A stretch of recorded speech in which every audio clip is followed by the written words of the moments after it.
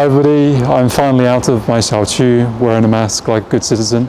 Today I wanted to talk to you, because many of you have asked, about the few books that have genuinely changed my life. Now I've read quite a few books, so some of them, great books, didn't make the list. If you want to know any more about these books, however, or have an expanded selection, please do let me know in the comments. But anyway, here they are, very personal selection, the things that have really impacted my life. I'm going to divide it into 4 sections, being the topics of my videos. First is life stuff, second is meditation, third is science, and fourth is dogs. So first, life stuff. I guess my number 1 favorite book is Marcus Aurelius' Meditations, from a number of angles. I've talked about this book before, so you can see one of my previous videos, but he has a really great quote, I think summarizes everything that he says, which is, the happiness of your life depends on the quality of your thoughts. He's a stoic. The stuff that he says in there, how it can help you in tough times, it can help you face the many challenges of life, but it's also a great book because it's the private thoughts of an emperor of Rome. Now that guy was under a lot of stress and he never intended this to be published, so he wasn't writing for an audience, so it's like you're communicating through history with the private thoughts of a Roman emperor, which I think is pretty cool. The next book I want to talk about is James Clear, Atomic Habits. Again, one I've done in the past, but habit formation is the key to your life. It's what determines the quality of your life and what you do. A lot of the stuff I talk about, meditation, exercise, all of that, is about habit formation. And this book tells you how to do it by looking at the 4 stages of habit formation, which is cue, craving, response, reward. Now the third book in his life section may not be to everyone's taste, but it's called Can't Hurt Me by David Goggins. The reason I like this book is this is a guy who was like terribly overweight, stuck in a dead-end job. He ended up becoming a Navy SEAL, followed by doing all kinds of crazy fitness challenges, like the world record for pull-ups was his at one point. He's an ultra-marathon runner and so on and so forth, but from very humble beginnings. And he teaches us something very important, which is what he calls callousing the mind. The Greek army used to fight or train in winter so they could fight better in summer. In other words, you expose yourself to challenges in training, you persevere. It's not about motivation, it's about perseverance, being able to put up with challenges over long periods of time, which determine how you succeed in life. And I thought his book, with lots of personal stories, was very entertaining. But I have to warn people, the language is a little bit off colour. Fourth is just a personal book to me, actually, maybe something, well, in fact, I'm pretty sure something that most of my audience won't find useful.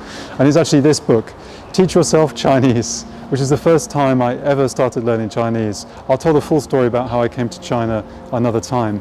But way back when I was in my PhD days, I decided I had enough time to learn a foreign language, which has always been a dream of mine. And I went into what was Borders bookstore, now it's gone bankrupt, but then Borders bookstore in my hometown in England. And I looked for a book on Russian because I wanted to learn Russian, and I found they'd sold out of the Russian book that I wanted. So I just sui bian kan kan, and then I saw this Teach Yourself Chinese book. I opened it, I thought, oh, the characters look pretty cool, it could be quite fun to learn. And that is literally how my journey with China and Chinese started. Lots of you have asked me on books on meditation and mindfulness. The best one that I found is Full Catastrophe Living by Jon Kabat-Zinn. The reason I recommend this is that it's secular, it's not related to Buddhism, Christianity or any other religion, and he's also a very highly trained medical professional. For decades he's been running a stress reduction clinic, and this book tells you how he uses mindfulness meditation in his stress reduction workshops. It's very practical, it's very compassionate and very complete. And so if you're just starting out on your mindfulness practice, check out this book. Third category, science. Science was something I looked at school, so I'm going to give you some pretty out-of-date recommendations, but what inspired me to do my PhD in science career, it was all of the books by and about Richard Feynman, who is my favourite scientist and still is. If you're a physics major or you've got some background in maths, the Feynman lectures are number 1. Brilliantly inspirational, very incisive. Second, if you're not of a science background, I recommend the book Surely You're Joking, Mr. Feynman. The reason? It brings out the pleasure and joy of doing science, as well as having some very entertaining stories about this highly idiosyncratic character. Finally, dogs. I like Inside of a Dog by Alexandra Horowitz, or In Defense of Dogs by John Bradshaw. The reason I like these books is because they're not just training manuals. What they do is talk about what we call the dog's Umwelt. In other words, the dog's world. Dogs are not like us. They don't view the world the same way as us. Even their sensory organs are set up very differently for ours. We're visual animals. Dogs, for example, like smell.